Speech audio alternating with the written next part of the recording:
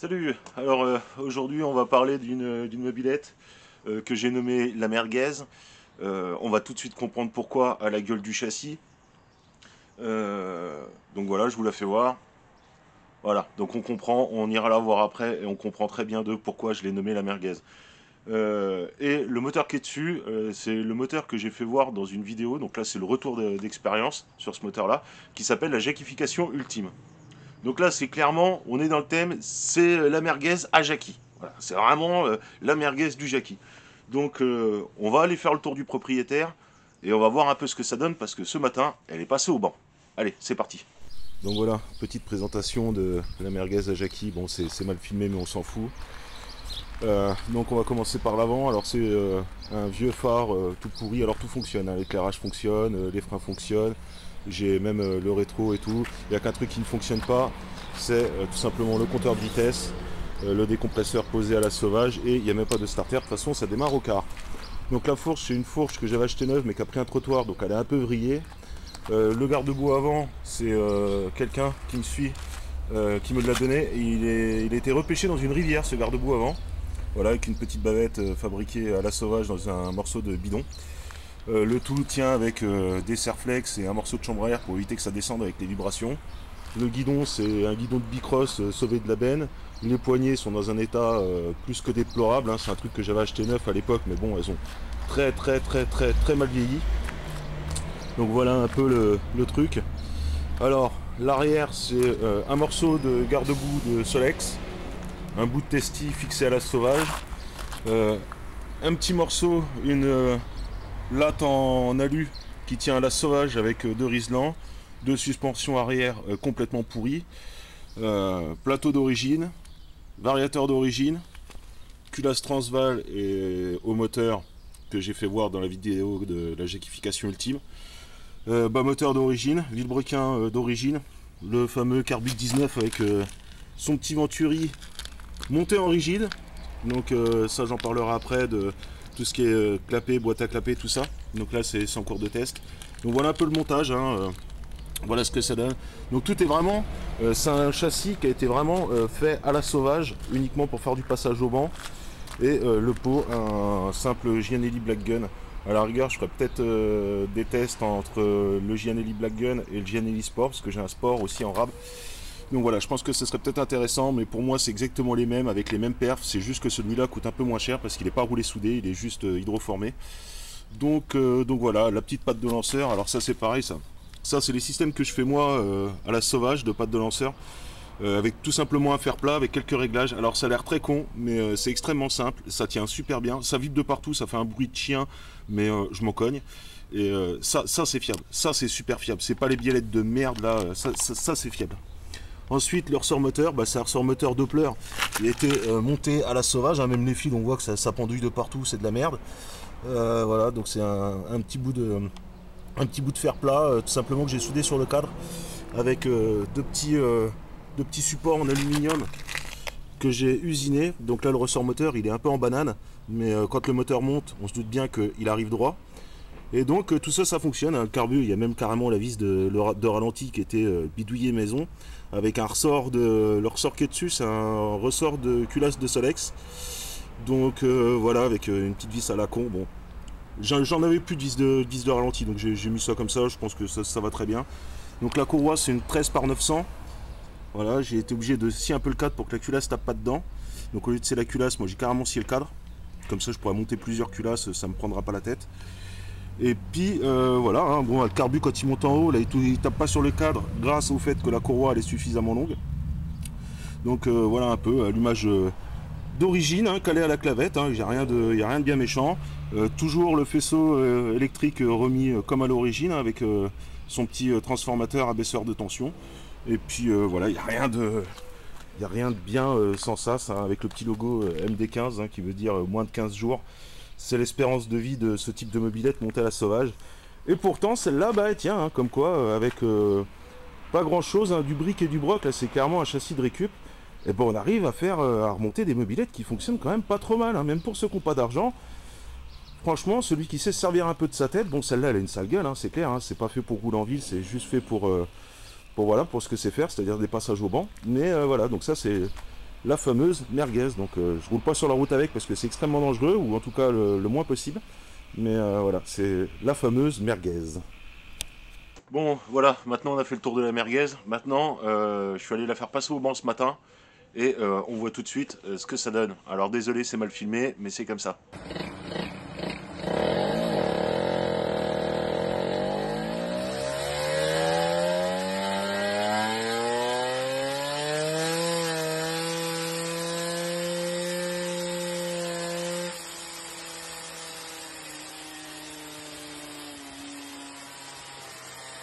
Donc voilà, elle a été passée au banc. Alors ça sort au bas mot 10 chevaux.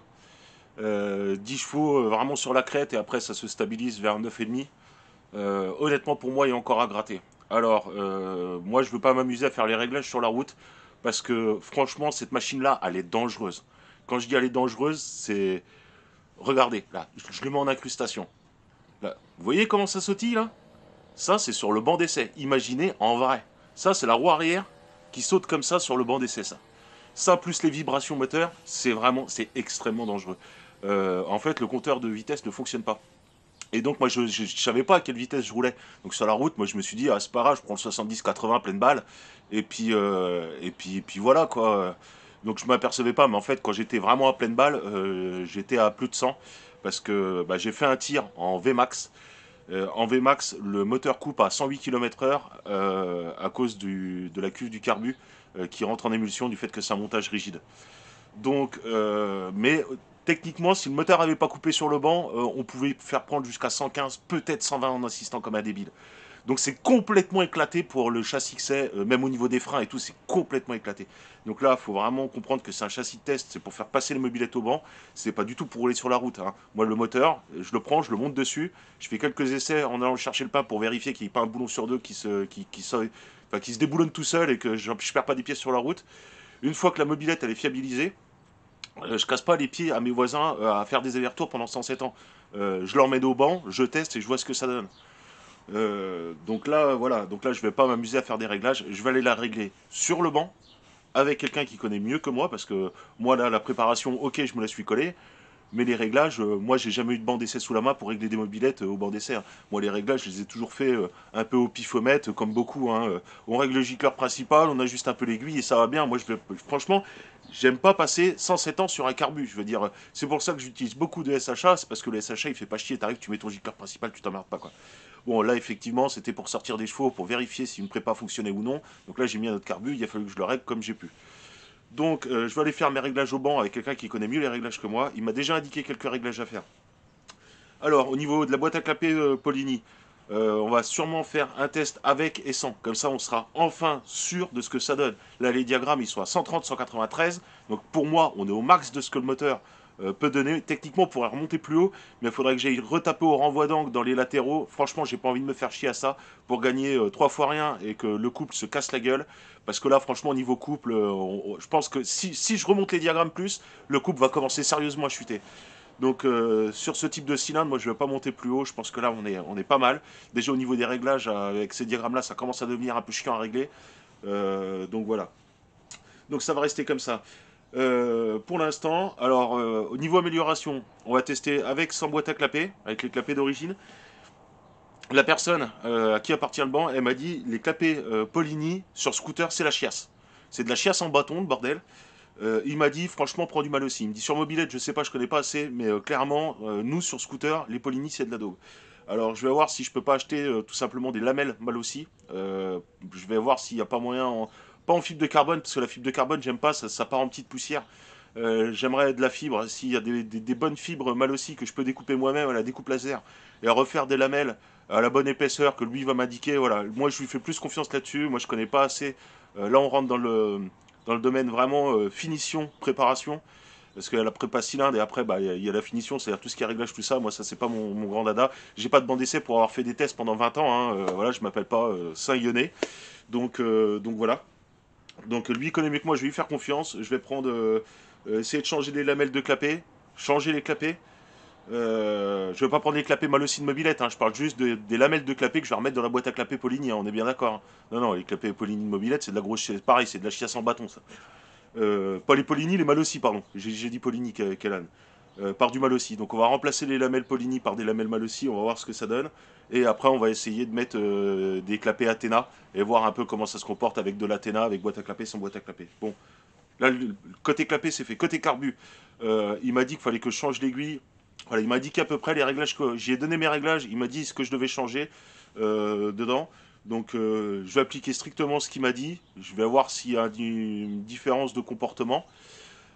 Comment ça se comporte, est-ce que ça se comporte en mieux ou en moins bien, parce que si ça se comporte en moins bien, j'enlève le réglage qu'il m'a donné, je la ramène avec ce réglage là au banc et on le fera au banc, voilà tout simplement.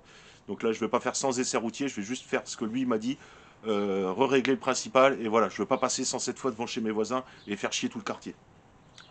Donc voilà, et le carbu potentiellement, j'ai un 21 en stock, en montage souple, donc peut-être que j'essaierai de faire passer un 21 en montage souple, ça pourrait être intéressant pour grappiller encore un peu. Côté allumage, là franchement, vu les tours que ça prend, je commence à flipper de me prendre le volant magnétique dans la gueule. Pour ceux qui ont déjà vu des gens se faire déchenailler la tronche par des volants magnétiques de Solex, c'est impressionnant le mal que ça fait sur le corps humain. Et là, j'aimerais pas me prendre le volant magnétique dans la gueule. Donc je pense potentiellement peut-être acheter un MVT Millennium. Donc le MVT Millennium, lui, il sera calé avec piche de calage, comparateur pour vérification.